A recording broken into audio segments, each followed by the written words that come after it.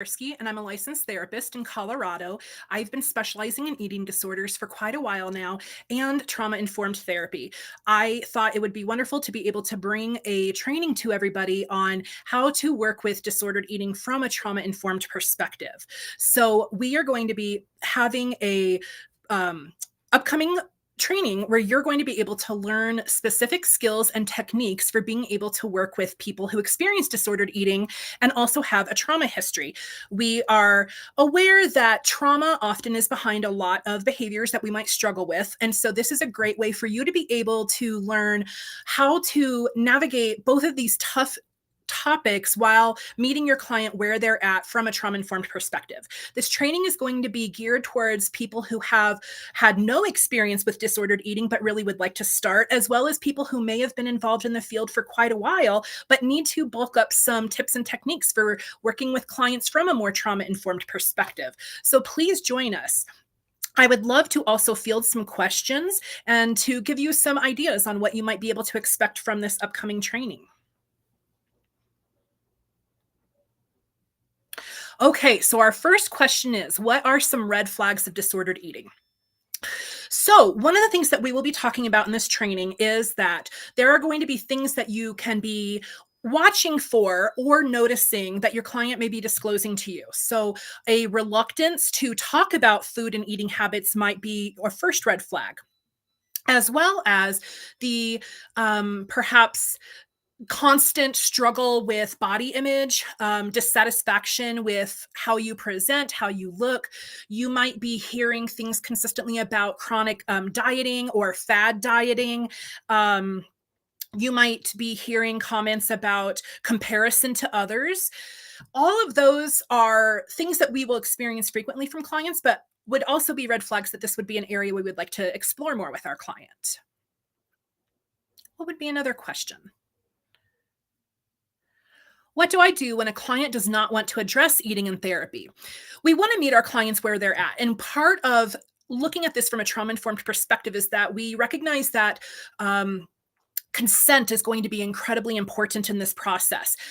Along with that, safe boundaries will be as well. So, in the training, we're going to be talking about how to navigate some of those concerning issues related to client safety and malnutrition and medical decompensation, while also being able to meet them where they're at and determining what structure or boundaries might need to be in place in order to help them function safely and successfully. We're also going to be talking about higher levels of care and when are we going to know when someone needs a higher level of care. And for those clients that are appropriate for the outpatient level of care, we're going to be talking about how to engage them more in being able to talk about their eating safely.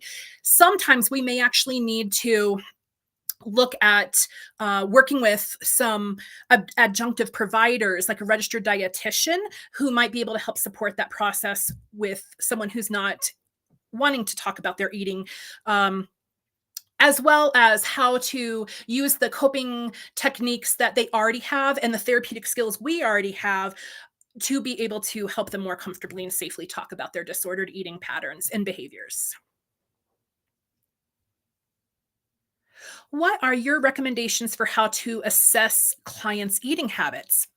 In the training, I'm going to give you several assessments that you can use with your clients at any point in their treatment to be able to determine not only where their current eating habits are at, but then you'll be able to regularly use these to continue monitoring.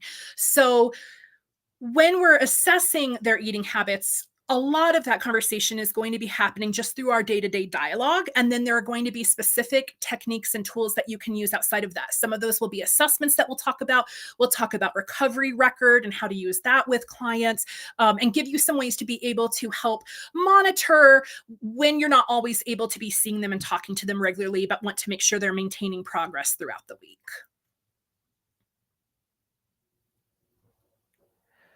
How does intuitive eating work? So, intuitive eating is one of my favorite options for helping a client overcome disordered eating. We're going to be talking about the core principles of intuitive eating. We're going to be talking about specific techniques that they can use, such as being able to scale their hunger, scale their levels of fullness, being able to identify, is this an emotional need or a physical need that I'm feeling right now? And how to be able to do this without self judgment and self incrimination. So, anyone who already has been trained in DBT skills, for example, is going to find that a program like intuitive eating is so helpful in navigating disordered eating with clients and helping them get off of that yo-yo dieting or chronic dieting bandwagon, dissatisfaction with self, and being able to feel like they are much more appropriately regulating their needs, their specific needs. Another question is, when clients have trauma symptoms and eating disorder symptoms, which do you prioritize in treatment?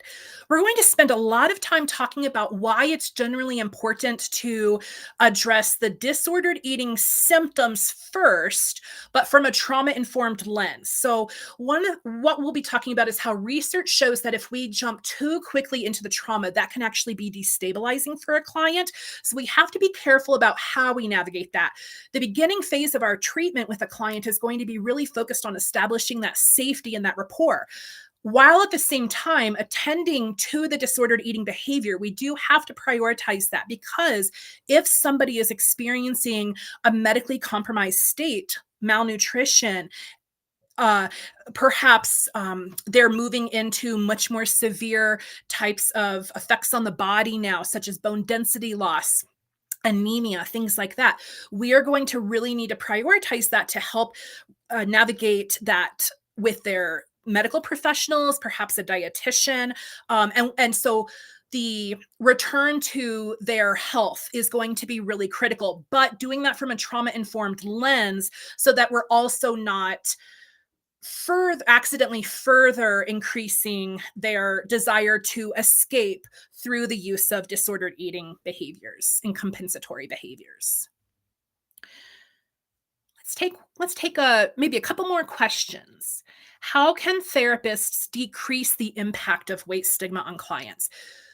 It's very important for therapists to be aware of their own perspectives and beliefs around weight and body image. We live in a society, a culture that promotes people looking a certain way, being a certain size, and expressing certain behaviors. And a lot of times it can be very difficult for people who have to navigate living outside of those socially acceptable realms on a daily basis. So, we're going to talk about fat phobia and how fat phobia continues to struggle, or excuse me, how fat phobia continues to promote our struggles with this. And then, as therapists, how we can confront and challenge our own biases and be aware of them to help our clients be able to navigate that, while also being able to internally and externally normalize for them these fears and concerns that they've had that have led to these behaviors. I see a question here that says, as a therapist, I struggle with my own weight and body image. Can I still work with clients on these issues?